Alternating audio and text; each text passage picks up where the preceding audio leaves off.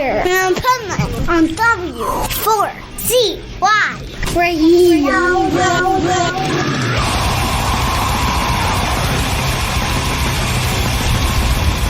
This is the Pipeman here on the Adventures of Pipeman W4CY Radio in our Positively Pipeman segment, where we have our very special expert guest that comes on with us every week. And man, as you know, if you listen to my show, I don't pick people to come on every week unless they're really good at what they're talking about. And this man is the man you want to talk to about business. And we got an exciting show today because we're going to talk about market dominance, but I'm going to let him talk more about it. So let's welcome to the show, Michael Barbarita. How are you? Thank you, Dave. Pleasure to be here again. Hey, pleasure to have you. And I traveled like 9 hours on a plane, 2 hours on a train, half an hour on Uber, so we could do this segment. and then I got tongue twisted saying your name, so I must have needed some more rest, I guess. I guess so. Although a lot of people have problems pronouncing my name. I know, and I know how to pronounce it. I was doubting myself for a second is what happened. That's all right. So tell us about, market dominance, but most importantly, how do you position yourself for that? And this is really big with me because it kind of touches a nerve.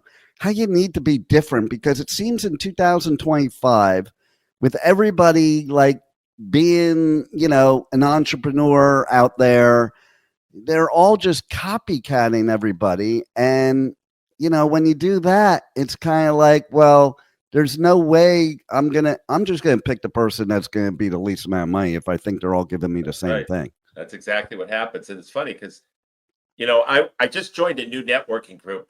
And I didn't want to sound like a know-it-all or anything. I was just like listening. And everybody I was speaking to, I went from one business owner to another. And every business owner I was speaking to was complaining about the fact that they have to lower their prices to get jobs or get contracts or whatever industry, whatever business they were in. And, the reason is because they communicate exactly what their competition is communicating, the same stuff, and there's no other criteria that a prospect can use other than price to determine whether or not they should go with A, B, C, or D.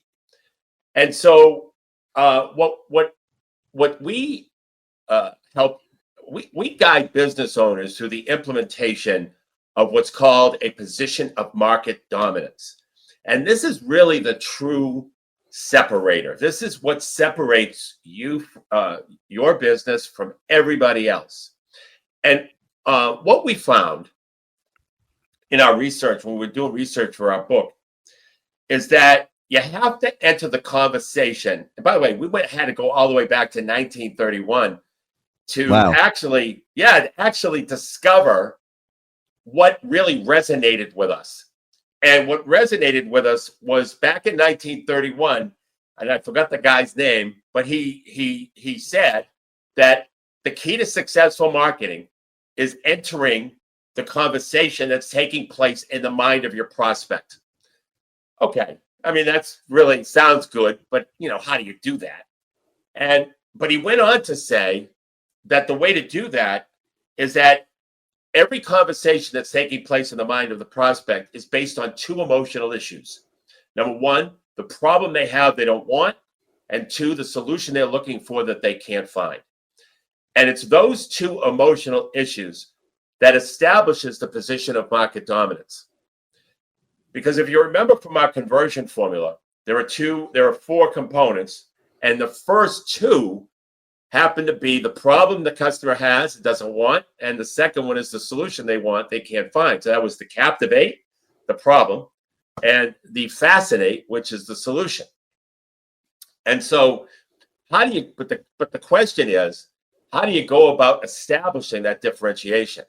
Well, one of the first things that you do is you go out and you look at all of the reviews that your competition has and that you have, both good and bad, and see what the customer is saying that is so great or so rotten about that particular business. I love that advice. And the reason I love that is it's resonating with me. First of all, I want to say, yes, exactly. Like, I'm saying let's boost our, creativity, problem solving instead of lowering our price. And yes, let's create uniqueness.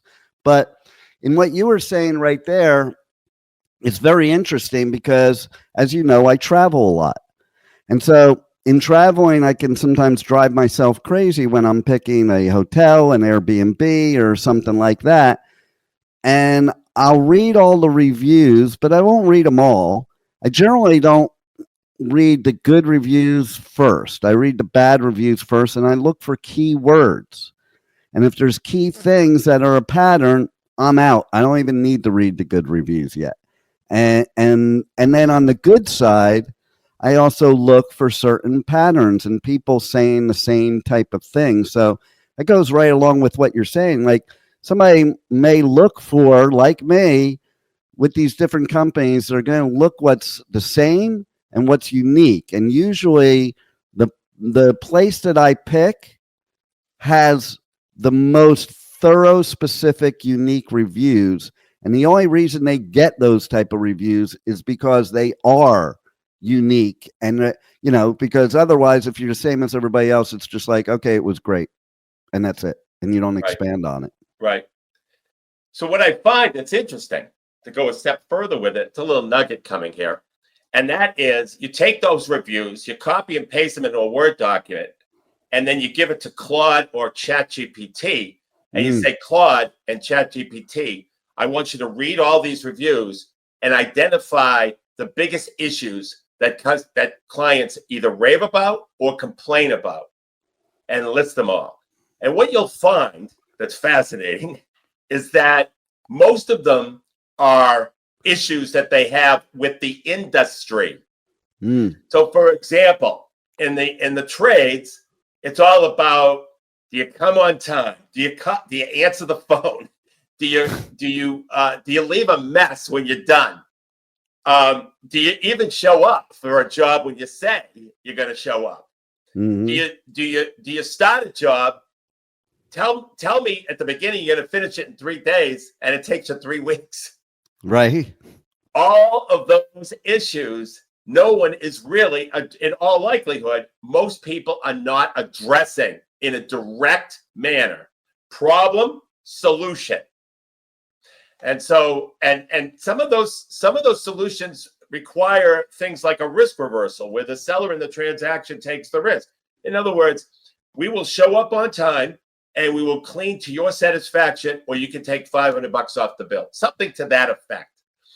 So that's the solution. They're going to obviously, the customer says the problem is they're going to, no one shows up on time and they leave a mess. The solution is, this company promises to do that, and I can take $500 off if they don't. That's probably a commitment that they're going to solve that problem for me. I love that, because you see that in a lot of industries, like the 30-day money-back guarantee thing. And if you talk to these companies, they rarely ever have to give money back. Right. Well, when I was in the ski business, Dean, I had a guarantee where you ski the ski three. No one did this because the ski depreciates dramatically. But ski the ski 3 times, you don't like it, bring it back for a brand new pair. Right. We sold 8,000 pair of skis. 8 came back. Yeah, exactly. I mean, the customer just wants a great experience. That's all they want. That's all they're asking for. And it instills confidence too. Confidence, because listen, if I tell you I'm giving you a 30-day money-back guarantee, that means I'm confident that I'm going to do exactly what I say I'm going to do, because no business is looking to give back money. That's right. That's right. It's absolutely right. And that makes an offer compelling, by the way. Totally. It's one of the components of a compelling offer. So I do we do use AI as a tool to help business owners with helping them guide that through the implementation of creating positions of market dominance. And that was just one quick example. The second thing that's really important that business owners hate to do, but it's really, really important, is developing a customer avatar. And it's identified, and all you have to do is think about one customer. I don't care how many products you have. You think about one customer and how they're buying one particular product, and you go through in great detail. And we have templates to identify the level of detail that we would like when you analyze a particular customer for creating an avatar. Because then when you give that avatar to AI, they can really create, and you'll be shocked at the problems that you come up with that customers have when you're working on the avatar and your ideal customer, and you're trying to attract your ideal customer. All the ideas start to come out. And then when that goes into AI, it's very simple for them to create a position of market dominance. Now, AI has to understand what a position of market dominance is. And so what we do with clients is we also give Claude or ChatGPT a copy of our book so that they understand all the strategies, the compelling offer, what a position of market dominance is, what the conversion formula is, and they can come up with the output. Nice. And it works famously. Well, that's what AI is great for anyway, like eliminating your work. And even when I search for stuff, I don't have to read everything anymore because AI just basically summarizes it for me. That's exactly right. And it's, what I was finding with strategic implementation was that business owners didn't want to do the work. And AI cuts that work. I mean, the most time any business owner has to spend with strategic implementation with us is creating the avatar. That's it. And we have obviously a step-by-step framework to creating it. But that's the most time that they have to spend. Once they got that, everything else takes care of itself. So to explain people real quick, though, what does the avatar do? Because, so many people, they think of an avatar, it's just some funny looking character of yourself. Well, a lot of people think of an avatar as a group of people. It's not. It's one person. So, like people think of an avatar as 25, people 25 to 45. It's not that. You think of one person or a couple. A couple is acceptable as well. And you name them. And you tell us how many kids they have.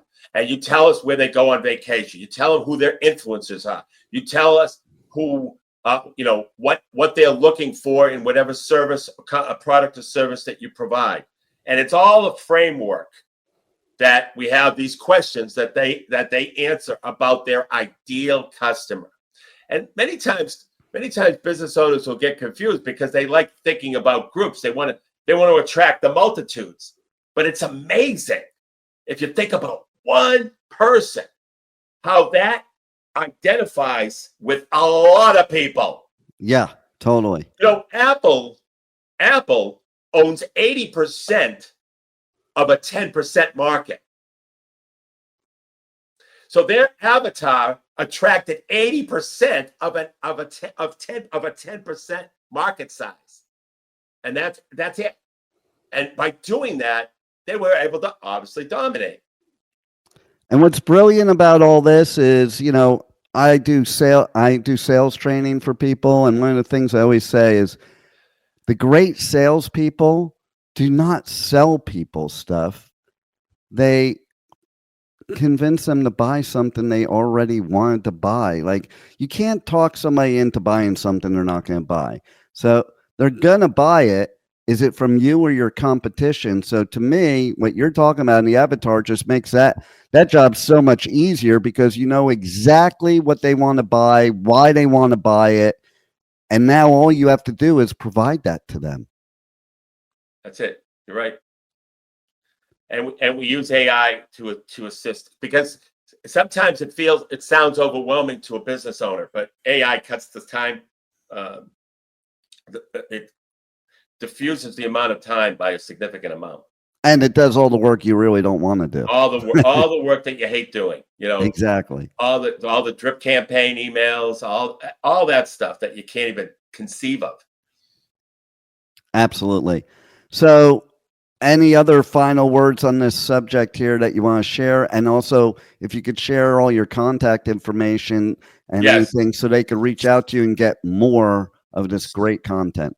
So what I'm going to do for 3 lucky listeners, and I only have the bandwidth for 3, but what I am going to do for 3 lucky listeners is I am going to show them how they can increase their revenue by $100,000 or more without spending any additional money on marketing or advertising.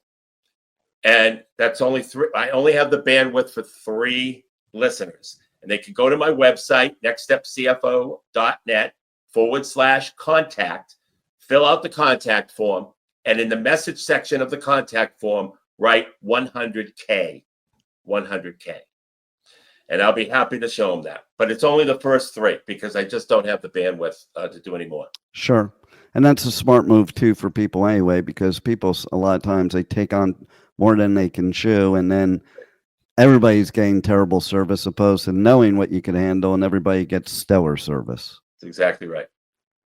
Well, once again, a pleasure to have you on, as you have brilliant ideas that can help people in their business in a time that I think they need it most. And I highly recommend they reach out to you and see what they can do to work with you to help their business grow. Thank you, Dean. I appreciate it. Thanks for the time. Thank you for being on the Adventures of Pipeman. Love it. Thank you. Thank you for listening to the Adventures of Pipeman on W4CY Radio.